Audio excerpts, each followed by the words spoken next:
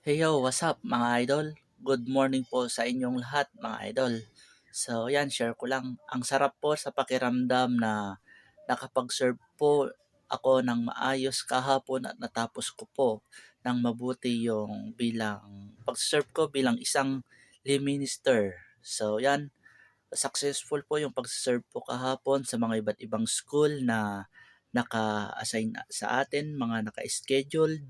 So, ayan, nakabalik rin po ako sa dati kong school kung saan po ako nakapagtapos ng elementary. Ayan, dyan po sa San Vicente, San Agustin Elementary School. So, ayan, sana mapanood po to ni principal at ng mga teachers, mga parents at mga estudyante.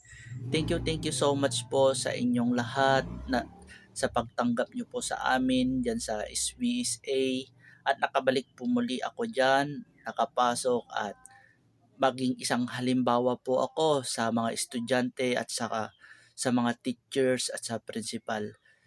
Sana po maraming salamat po sa inyong mainit na pagtanggap at sa pagsasalita ko po kahapon bago po kami umalis na nagbigay po ako ng konting speech at konting pasasalamat.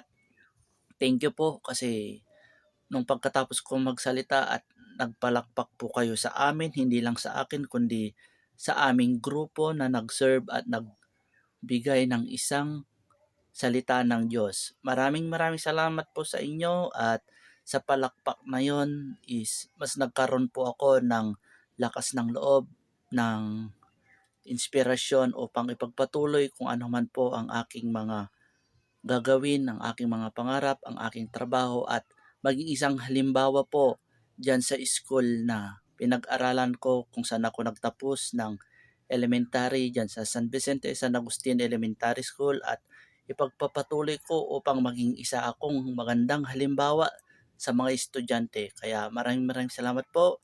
God bless po sa inyong lahat. Keep safe.